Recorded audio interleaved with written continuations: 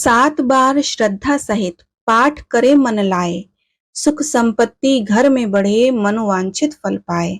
श्री बृहस्पति महाराज की जय। बृहस्पतिवार यानी बृहस्पति का दिन। बृहस्पति यानी देवताओं के गुरु, इसलिए यह गुरु का दिन यानी कि गुरुवार कहलाता है।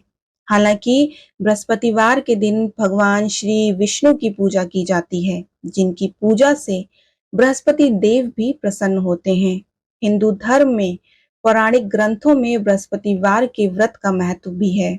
मान्यता है कि अनुराधा नक्षत्र युक्त बृहस्पतिवार से शुरू कर लगातार 7 गुरुवार तक व्रत करने से बृहस्पति ग्रह के कारण पैदा हुए दोषों से मुक्ति मिल जाती है।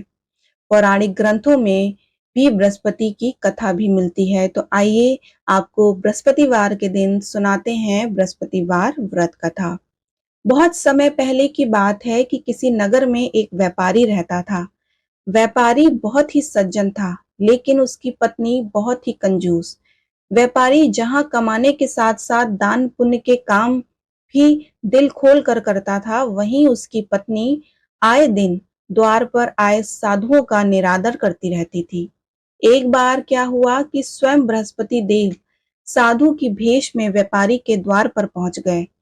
अब घर पर व्यापारी तो ना था, इसलिए वह साधु का निरादर करने लगी और कहने लगी कि उसे इस धन दौलत से बहुत परेशानी हो रही है। कोई ऐसा उपाय बताओ जिससे यह नष्ट हो जाए। तब साधु के वेश में प्रकट हुए बृहस्पति देव ने उन्हें समझाने का प्रयास भी किया कि वह धन को नेकी के कामों में लगाएं, लेकिन उसने एक ना सुनी। वह बृहस्पति देव ने कहा कि यदि तुम वाकई यह चाहती हो कि लगातार 7 बृहस्पतिवार को अपने घर को गोबर से लीपना, अपना केश भी पीली मिट्टी से गुरुवार के दिन ही धोना, कपड़े भी इसी दिन धोना और अपने पति से भी बृहस्पतिवार को हजामत करवाने के लिए कहना, भोजन में भी मांस मदिरा आदि का सेवन करने को कहना। यह कहकर बृहस्पति देव वहां से अंतर्ध्यान हो गए। लेकिन उनकी बातों को व्यापारी की पत्नी ने हल्के में नहीं लिया और जैसे उन्होंने कहा वैसे ही करने लगी। तीसरे बृहस्पतिवार तक तो उनके घर में कंगाली ही आ गई, वह भी मृत्यु को प्राप्त हो गई। व्यापारी की एक पुत्री भी थी। जब वह अपनी पुत्री को लेकर सड़क पर आ चुका था, गुजर बसर करने के लिए उसने दूसरे गांव में शरण ली। वह जंगल से लकड़ियां काटता और उन्हें बेचकर जैसे तैसे दिन काटने लगा। अपनी बेटी की छोटी छोटी इच्छाओं को पूरा करने में असमर्थ होने पर उसे अत्यंत पीड़ा होती।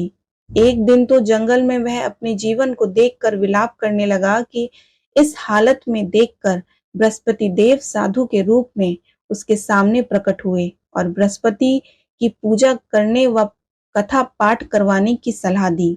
बृहस्पति देव के आशीर्वाद से उस दिन व्यापारी की लकड़ियां भी अच्छे दाम में बिकी। तब उसने साधु के कहे अनुसार बृहस्पति देव की आराधना की और उपवास रखा और कथा भी सुनी। उनके दिन फिरने लगे, लेकिन 7 व्रत पूरे होने से पहले ही एक गुरुवार वह कथा और उपवास करना भूल गया।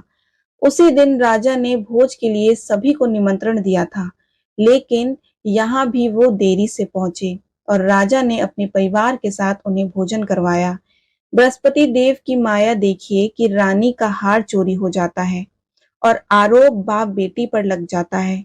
दोनों को कारागार में डाल दिया जाता है और व्यापारी को फिर बृहस्पति देव की याद आती है। तो वे कहते हैं कि अब भी कुछ नहीं बिगड़ा, यहाँ रहते हुए भी तुम बृहस्पति का उपवास रख सकते हो, कथा सुनो और सुनाओ और गुड़ चने का प्रसाद बांटो। अब व्यापारी को 2 पैसे वहीं जेल के दरवाजे पर मिलते थे।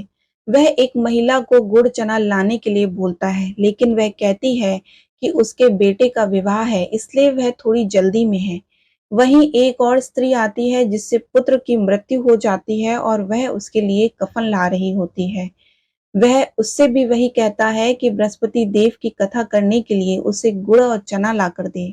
वह उससे लाकर देती है और स्वयं भी उसकी कथा सुनती है। अब जिस औरत के पुत्र का विवाह था, वह तो घोड़ी से नीचे गिरकर मर जाता है और जो महिला अपने बेटे के लिए कफन लेने जाती है, उसके मुंह में प्रसाद व चरणामृत डालते ही वह जीवित हो उठता है। दूसरी महिला भी विलाप करते हुए व्यापारी के पास पहुंची और अपनी भूल पर क्षमा मांगती है और बृहस्पति जी की कथा सुनकर प्रसाद व चरणामृत लेकर अपने पुत्र के मुंह में डालती है, जिससे वह पुनः जीवित हो उठता है। उसी रात राजा को भी बृहस्पति देव सपने में आकर बताते हैं कि उनका हार खोया नहीं है, बल्कि वह वहीं खूंटी पर टंगा है। उसने निर्दोष पिता पुत्री को कारागार में डाल रखा है। अगले ही दिन राजा उन्हें आजाद कर देता है और व्यापारी को बहुत सारा धन देकर उसकी पुत्री का विवाह भी स्वयं ही अच्छे धनी परिवार में करवाता है। कुल मिलाकर उपरोक्त कहानी को पढ़ने से बृहस्पतिवार के महत्व के बारे में हमें पता चलता है कि इस दिन किसी भी साधु सन्यासी, घर के बड़े बुजुर्ग, किसी दीन दुखी का उपहास नहीं उड़ाना चाहिए, ना ही उनकी उपेक्षा करनी चाहिए। इनकी सेवा करके पुण्य कमाना चाहिए। साथ ही ऐसे कर्म भी करने चाहिए जिनके गुरु ग्रह बृहस्पति के कोप का भजन बनना पड़ता है। गुरुवार के दिन भगवान श्री हरि विष्णु जी की पूजा की जाती है और कई कई जगह देव गुरु बृहस्पति व केले के पेड़ की पूजा करने का भी मान्यता है।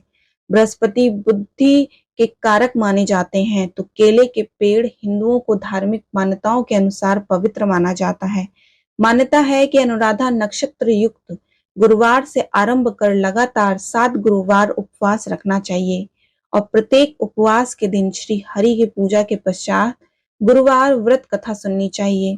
इस दिन पीले वस्त्र धारण करने चाहिए, पीले फूलों का पूजा में इस्तेमाल करना चाहिए। इस दिन सिर्फ एक बार बिना नमक का पीले रंग का भोजन ग्रहण करना चाहिए। चने की दाल का प्रयोग भी उत्तम माना जाता है। व्रती को प्रातः उठकर भगवान विष्णु का ध्यान कर व्रत संकल्प लेना चाहिए। अगर बृहस्पति देव की पूजा करनी हो तो उनका ध्यान करना चाहिए और फल, फूल, पीले वस्त्र आदि से बृहस्पति देव और भगवान विष्णु की पूजा करनी चाहिए।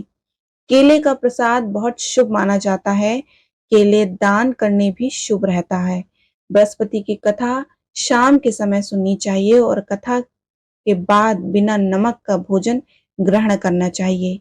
मान्यता है कि विधि पूर्वक उपवास रखने व गुरुवार व्रत का कथा श्रवण से व्यक्ति का गुरु ग्रह से संबंधित दोष दूर हो जाते हैं और अपने से बड़े लोगों की कृपा बनती है।